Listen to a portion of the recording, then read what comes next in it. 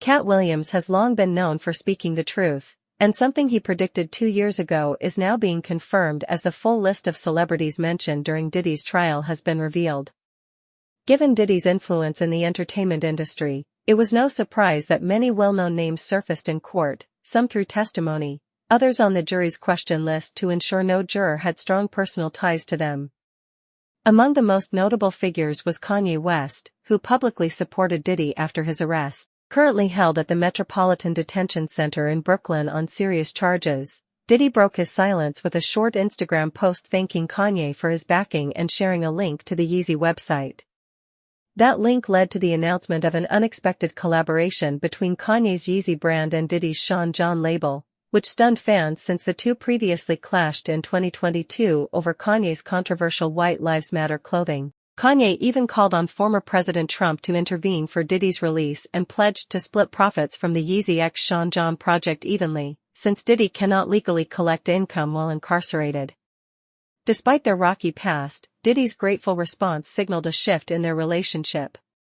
Still, Kanye's involvement has been met with criticism due to his history of offensive remarks toward Jewish people and harsh comments about Diageo, the liquor company Diddy sued before his arrest. Following the news, Kanye also released a song featuring Diddy's son, Christian King Combs, which reportedly included a taped phone call from Diddy behind bars. From the front line, you know what I'm saying? It's wicked, wicked, wicked. So you be careful.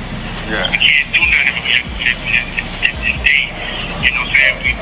I need you out there, you feel me? Yeah. I hear you. Yes, sir. Yeah. Yes, sir. And have some fucking fun. Yeah. Having no fun and then get behind the mic, have some fun, chop up them samples, get back on your feet, man, vibe, Yeah. have some fun, get back to smiling. Yeah. These other motherfuckers, they wasting your time, big. Ye, formerly known as Kanye West, has made a surprise appearance at Sean Diddy Combs' criminal trial on Friday. Kanye, why'd you show up today? You think about testifying? He expressed support for his fellow rapper as he defends against trafficking charges. Burn your head today, Mr. West. Did you see?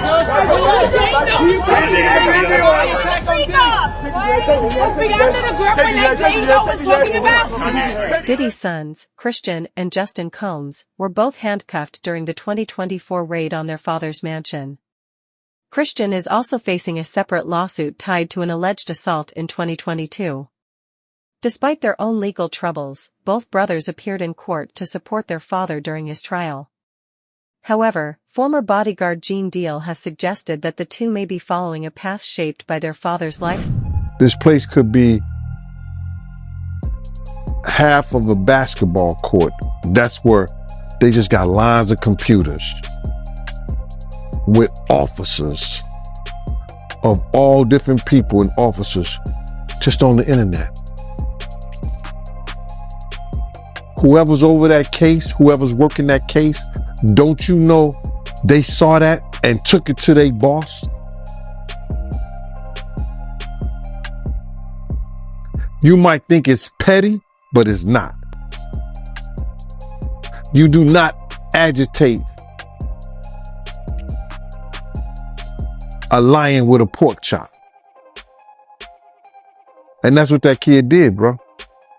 Some people feel like, Diddy, he played a part in that video coming out too. Him being spotted with Stevie J, smiling at the camera. A lot of people blame him too. But bro, what did I tell you? He's such a narcissist that he has to be in the public. Listen to me. They just caught him on TMZ today or yesterday or something like that walking. Respect for that, man. But what you think about the diss record that King Combs came out with, where he was coming at 50 and coming at everybody, coming at his dad? Like, how you feel about that record? Well, first I want to say to this young man, before somebody take his head off, cause see, that's that new school bull crap that these kids out here, they easy to fly out their mouth with that. You don't invite a man to your private. You don't invite a man to your private unless you doing the Diddy. If two men lay down, how many homos get up? Let me tell you, young man, 2 of them. You understand? So don't invite a man to your private, because that man will see you and take your head off. especially somebody like 50. You don't send or let a boy do a man's job.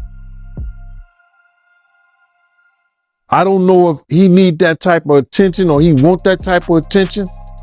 Evidently he do. But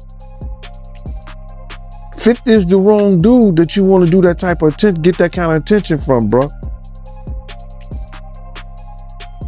In the infamous words of Waka Flocka, that nigga go hard in the paint. And I don't believe that this cat would even put out some trash like that and really didn't know what he was doing. He's teasing the federal government. And I told y'all, the Southern District of New York do not play. So King Kong just put another battery in their back. And you see after he did that shit, something get leaked to the press. Do you notice that, right? Soon as he did that dumb shit, talking about, well, we did this and we did that. We had this over here. Y'all went to the wrong house. Some went to, he said, well, we're going to show you how wrong we are. Yo, CNN, run this. Action, roll them. Don't play with the feds, bro. Because you got to realize this. They got a lot of time. All they got is time. Cassie's testimony also brought Kid Cudi into the spotlight, as she claimed Diddy once threatened him during their brief relationship.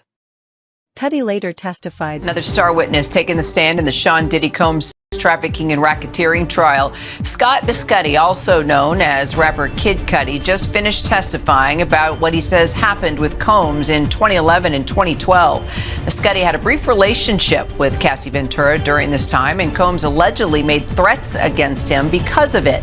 Biscotti testifying that he believes Combs actually broke into his house and testified that a few months later, a Molotov cocktail was placed on his Porsche, damaging his car. He told the jury he reached out to Combs after his car caught fire and described him with his hands behind his back like a Marvel supervillain. The concern seems to center less on whether Diddy might personally retaliate and more on the broader repercussions his case could have for the entire entertainment industry.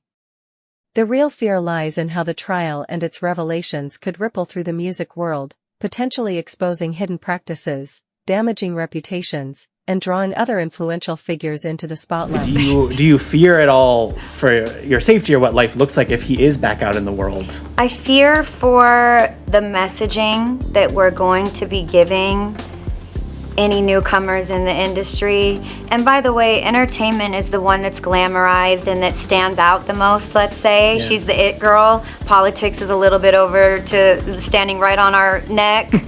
But we're representational of everybody.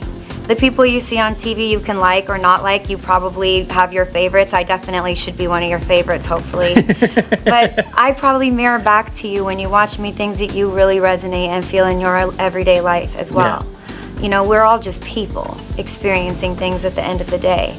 So, you know, I would be very scared as to what type of messaging this would give people about relationships and behaviors and what you can get away with when you're powerful. And, you know, I'm sure this gave a lot of people that maybe are unstable new ideas for sexual behaviors. I'm really wanting to make sure that everybody is highly aware of how vast and wide the response of this jury is going to read for everyone. You might think you're detached from it and that you're watching an entertainment show of those entertainment people that have nothing to do with you in your everyday, but you'll be surprised how quickly it does. Yeah, I mean, if he were to walk free, he's coming after everybody. Yeah, and in my opinion, I would feel very comfortable suggesting that there would be a lot of danger out there to be had and felt. Kim Porter, Diddy's late ex-partner and the mother of 3 of his children, was also brought up during questioning related to the timeline of his relationship with Cassie. Porter passed away in November 2018 at the age of 47, and her sudden death ensured she would never be forgotten. The Los Angeles County Medical Examiner determined the cause as lobar pneumonia, a severe lung infection, and officially ruled it as natural causes. Reports at the time noted that she had been experiencing flu-like symptoms in the days before her passing. However, despite the medical findings, her death quickly became surrounded by controversy and speculation. Opening of the passing of Kim Porter and getting the book out so people can hear from Kim in her own words. Everything she was tricked into doing, everything she was forced into doing, everything she had to hide that was happening around her, and the moment when she decided, I'm going to do something about it. I'm going to stop this freak, and I'm not going to let him hurt another woman. I think for me, the reopening of her cause of death and that autopsy would be like one of the greatest testimonies for any of the Diddy victims. There are so many Diddy victims, and they don't know, but they need to know. They need to read that book. They need to see what she sacrificed for her children. Everyone needs to know Kim Porter's actual story. She was a really remarkable woman in so many different ways.